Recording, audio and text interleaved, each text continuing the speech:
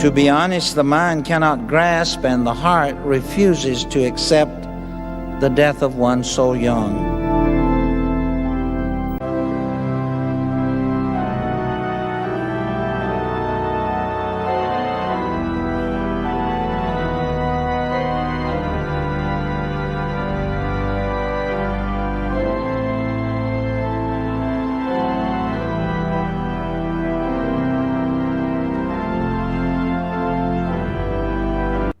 In the lead up to the funeral, someone was having a really hard time accepting what was playing out in Atlanta. That was Fleet White. Just a day earlier, White was being questioned by Detective Arndt. And that same day, gossip was flying that JonBenet's brother had had something to do with her death.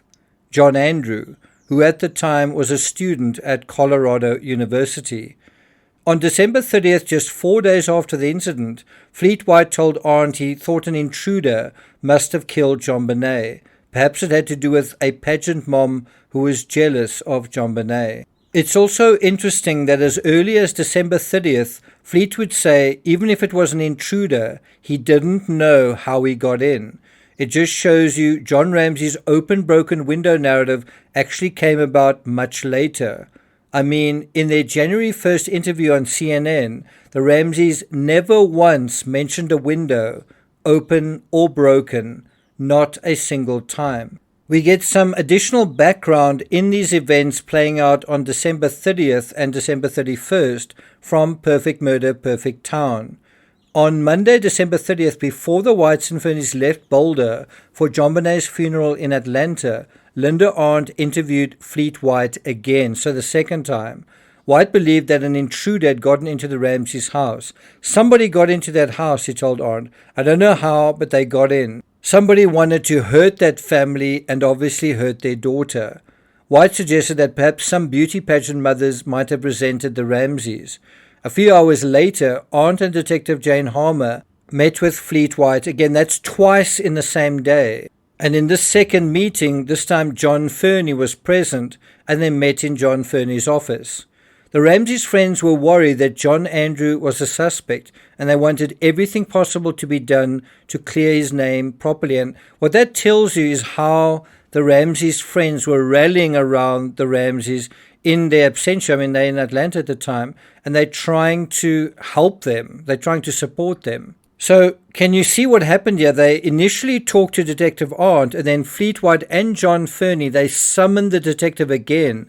They call her, and they say effectively, for God's sake, can you please do something? Rumors are flying that John Andrew did this. Could you release a statement? It's actually incredible to think that within just a few days of the incident, JonBenet's brother was already a prime suspect. Not Burke, the other brother. I got nightmares in my head, I fear thoughts build up until I can't feel. My mind fills up into a creature, and it haunts me somewhere much deeper. I got nightmares in my head, I fear. Hello and welcome to True Crime Rocket Science. Now, it's not the ambit of this analysis to deal with JonBenet's brother. We are going to be dealing with him, and whether or not he's a legitimate suspect and whether he had an alibi or not.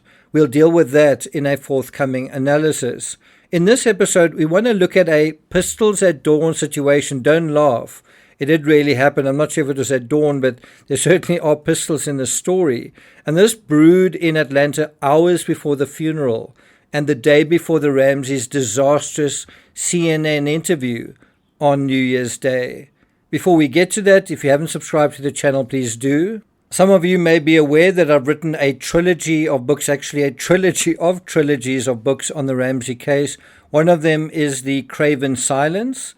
The third, this is a review from the third book in that series. Very, very eye-opening. It gives me more of an idea who is responsible for JonBenet's death, a tragic accident leading to covering up.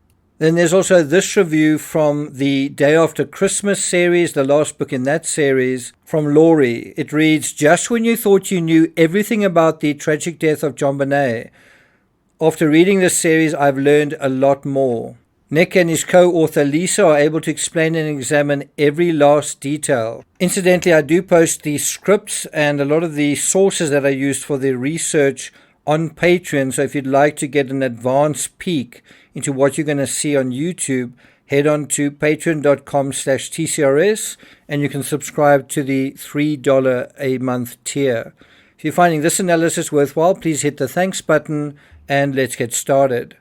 Now, one way to understand the twilight zone the Ramseys occupied during this investigation is to compare how the cops treated John to how they treated Fleet White. Well, there was a world of difference between the two men.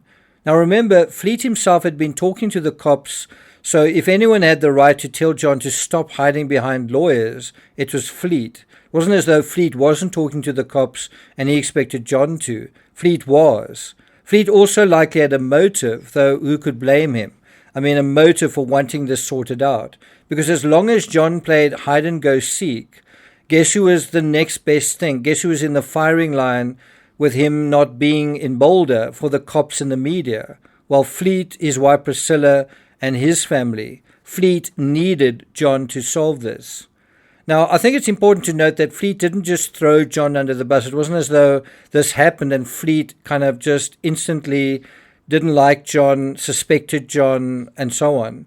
As you've just heard, Fleet defended him, defended the intruder theory, defended John Andrew, went out of his way to make sure the John Andrew witch hunt was dealt with. And again, we'll deal with that in the next analysis. So I don't think this was a case of Fleet arriving in Atlanta and realizing that John was guilty. I don't think that was what was going on. It wasn't as though Fleet had changed his mind about John or suspected John.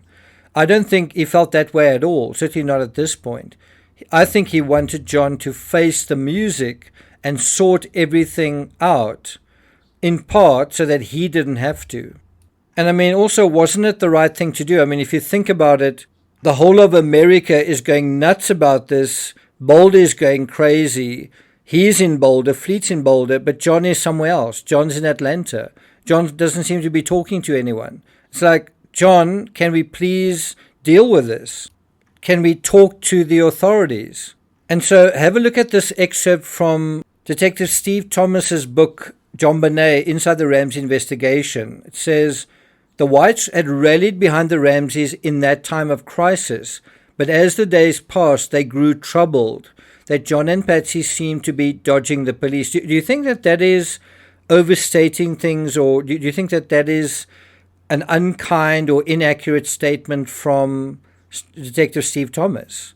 Do you think it's unreasonable to feel that way or to think that John and Patsy seem to be dodging the police? The other thing that's interesting is JonBenet's autopsy was done on the morning of December 27th. She was literally buried 4 days later. I don't know about you, but to me that is very, very quick. And it's not any surprise that a couple of months later they wanted to exhume her body in order to check for certain evidence. So you not only have the autopsy essentially rushed, but you also have JonBenet then suddenly, her remains suddenly taken right out of state to somewhere else. Steve Thomas goes on to write, the Whites flew to Atlanta for the funeral with other friends and stayed at the home of John's brother Jeff. When Jeff learned of the Whites' plans, he called the home of Patsy's parents, where the clan had gathered. Emotions were running high, and the family overreacted. It's quite interesting just that they were very emotional. Obviously they were, there's a funeral taking place, but this is quite interesting. The family overreacted. How? And so Steve Thomas writes, I was later able to piece the story together from interviews with many of those present. Some of them grew afraid, and one, get this is incredible, one of Patsy's sisters thought the Whites were coming over to kill them all. Now, this melodrama in Atlanta's not okay Corral gives you an idea just how the likes of Patsy and her sisters, just how they were prone to overkill, to overreaction, to sheer unadulterated drama. I mean, aren't drama queens the ultimate in drama? And it's hard to imagine pageant queens are that far behind. Again, think about how dramatic this is, and then the drama of the ransom note. Let's go back to Steve Thomas's account. He says the situation, no more than a possibly unpleasant conversation between two old friends, was clearly pushed into a danger zone, although there was no evidence that the whites were even angry. Well, I think they were angry. I think they were upset, but I don't think there was anything beyond that. Thomas goes on, nevertheless, this is so crazy, Patsy's father, Don, loaded 2 pistols and tucked them beneath a couch cushion so that he could be ready to protect his family. But John calmed everyone down before the whites arrived, saying that Fleet was his friend and he wouldn't harm anyone. Now, although John was able to calm his own family down, he was less effective with Fleet. Now let's go to Perfect Murder, Perfect Town.